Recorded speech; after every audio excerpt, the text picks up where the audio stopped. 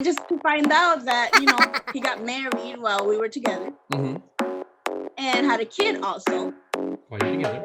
Yeah, when they were together. And when I found out, the little girl was 4 years old.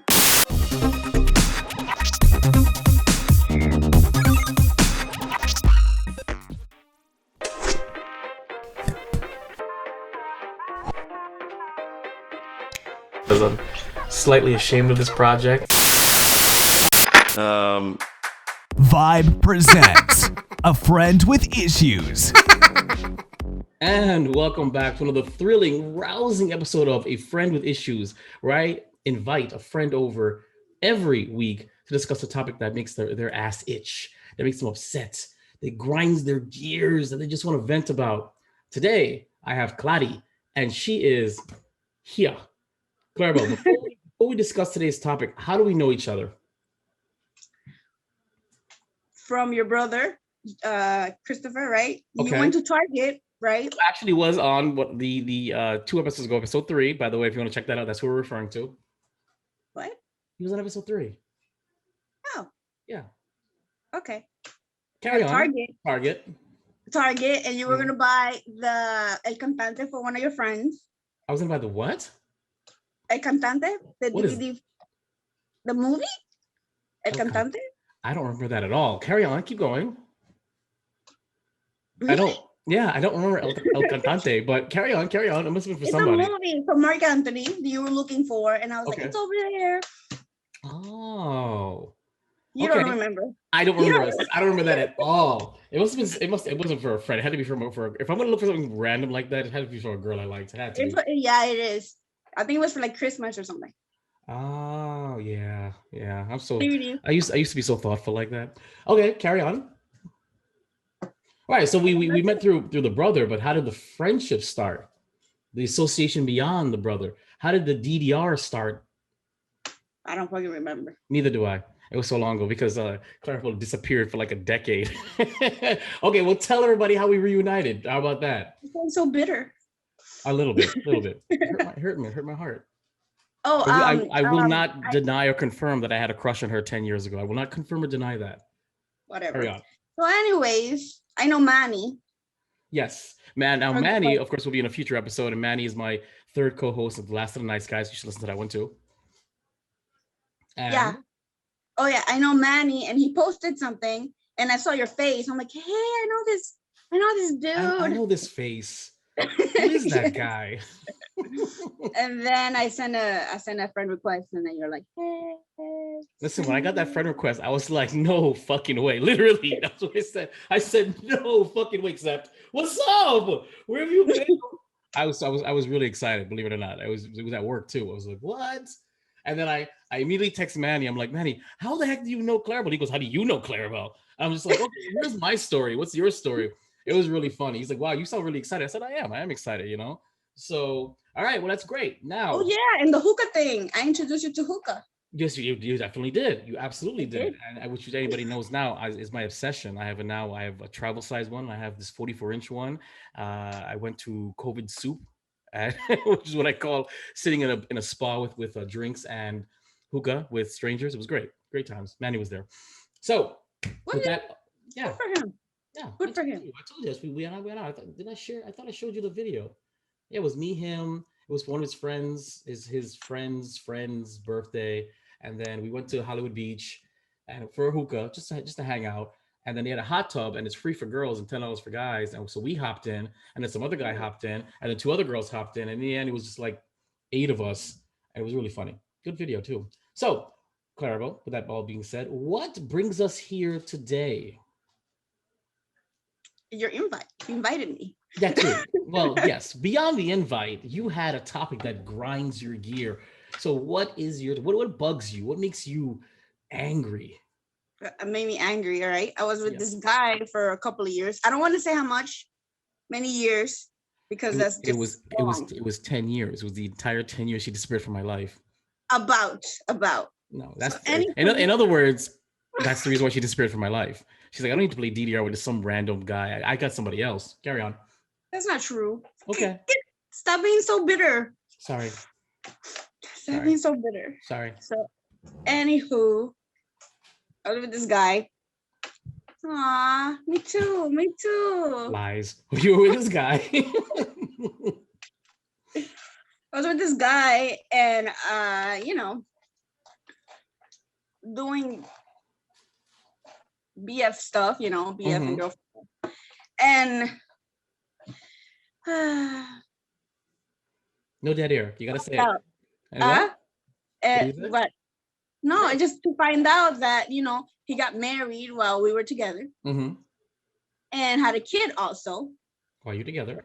Yeah, while they were together. And when I found out, the little girl was 4 years old. Oh my God. Oh my God. Wow. Wow. So basically, if I did distill this, basically it's your issue is lying men or men that live double lives. Basically, that's the issue, the topic we're talking about. So I have questions and you have answers. Okay, go ahead. So I will answer them. So you're with him, you know, for anywhere up to 10 years or less, right? And he was able to get married and have a 4-year-old child before you found out. There was absolutely no signs of this whatsoever. Okay, first, how did you find out? Then I'll ask the other questions. Okay, so as you know, I got sick 4 years ago. I got vertigo really bad, really, really bad. So I stopped working and my phone got disconnected, you know, no money, so no phone. But I still had my house phone that I have for my parents. Okay. So that one has a caller ID that says the name of the phone owner. So I asked him, he's like, who's that? You know, but not like in a mean, angry way. I was like, oh, who's that? I don't know who that is. So you mean when he called you under a different name? No. His phone is under his wife's name.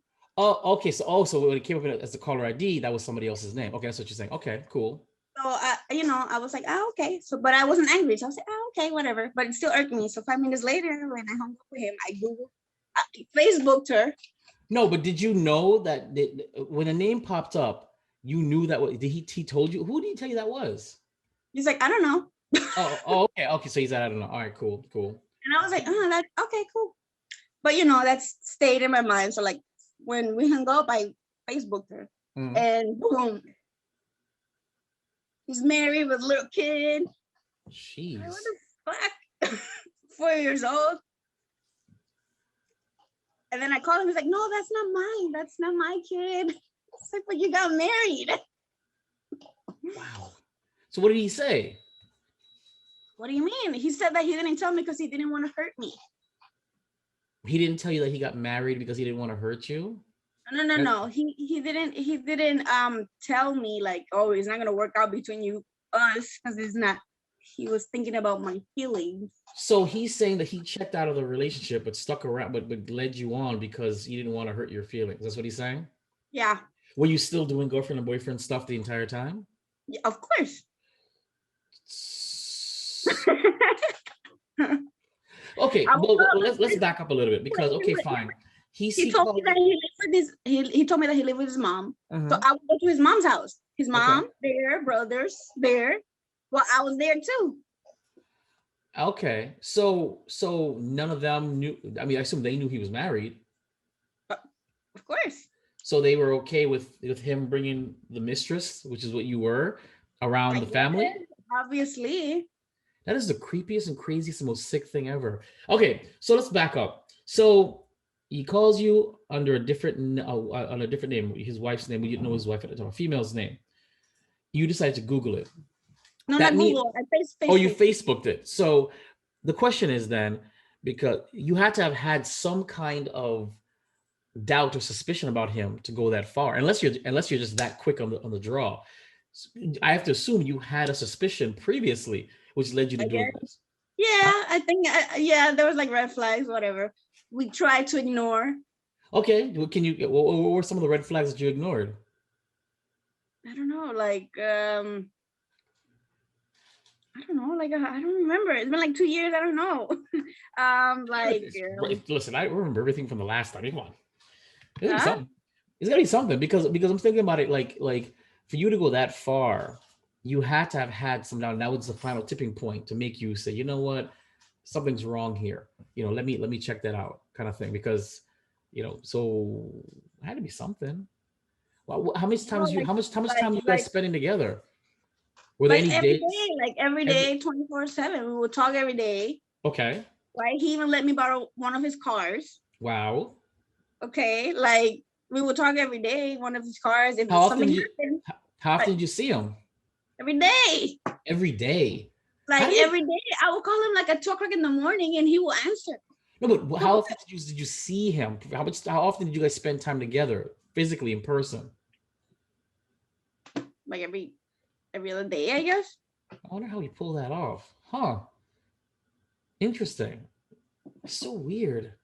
I was just probably just stupid and like blinded or something. It's possible, but at the same time, you know, I had hopes. It's like, yes, this is the one. I was holding on, and I ignored. You know. Don't you hate it when the one doesn't work out? No. I've been there. It sucks. Okay. So, Jesus Christ, that's crazy. I mean, I had so many questions, and now I'm just like I'm listening to this, like, wow, he was able to. But then he's like, oh, do you want to keep being the side chick? What? No, he asked you that question? Yes. Do you still want to be with me? I'm like, what? I'm like, no, what the fuck? Is he nuts? Is he? I mean, what did you say? Tell me you flipped out on him. What? No, I just hung up. There's no point on like fighting with. He's obviously maybe he's like a narcissist or something. Because all he thought was himself. Of course. I didn't want to hurt you. Like, I don't want to hurt you. And then I called his wife and I told her, not called, but Facebook. What did you say? Okay, well, when you reached out to her, what did you say? Now this is gonna be juicy. Well, I didn't like call her names or anything like that. She didn't. No, of course not. But I did tell her, it's like, hey, I just wanted you to know that for so many years, your husband with me, and I didn't even know you had this kid. Mm-hmm. He never told me. Wow. What did she say, if anything at all? She said, have you guys been together intimately? I'm like, in 7 years. We were together. We were in a relationship, so I guess yes. And she said, how do you find out? It's like, because I Facebook. But it's just weird. And then she was like, oh, just stay away from my husband. I'm like, done. So in the end, it was your fault. Oh my God. So I assume they're still together. Maybe. Huh. Most likely. That's unfortunate. Wow. So, okay. So what lesson have you learned from this, if anything at all? I mean, I'm not saying it was necessarily your fault, but there was a lesson to be learned. What lesson did you learn from that experience? Listen to those red flags, that gut feeling you get. Listen to that. Well, Don't ignore it. Don't ignore it. That's what I'm saying. But you can't tell me what red flags you can't tell me what red flags you actually. I don't know, because I can't per se sometimes he will invite me and then what are you doing? Recording the background stuff. Keep going. Oh. The same stuff I always do. This is the previews. Sometimes he'll be like, hey, you want to go this way? Somewhere, not this way, but somewhere. And I'll be like, yeah, sure. And then he was like, oh no, maybe you just don't want to go. It's okay. And then he'll change his mind. Like okay. Well, I mean, that could just be being indecisive. No, it was like all the time. It's like all the time. He's like, you want to go with my friends?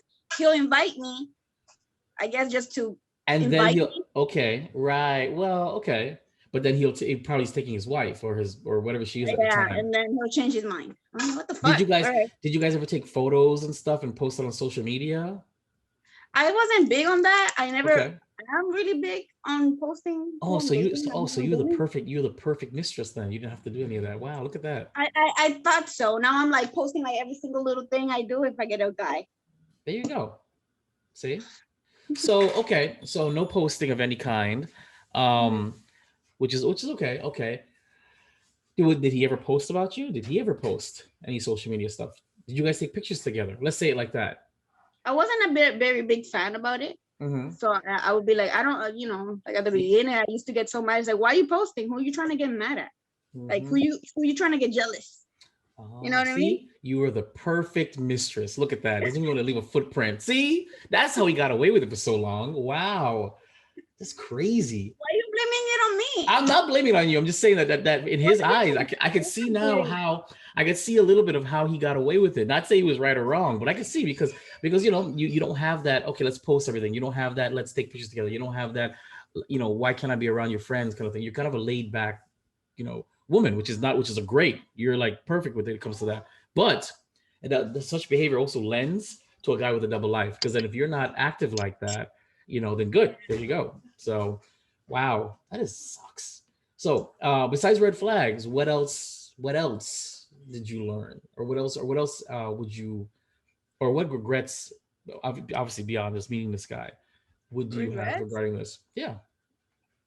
Just no, like not breaking up when it wasn't working. You know, just trying to make it work. Okay, so you basically were okay. So you're forcing it through to keep it going. So you guys had troubles before you realized what was going on. Mm-hmm. Mm-hmm. And then I got sick. Mm-hmm. I got really sick, and he didn't want to. You know, he's like, "Oh, this is not gonna work out." Like, you know. He abandoned you while you were sick? Yeah. And things continued when you got better? He was still called to ask how I was. Uh-huh.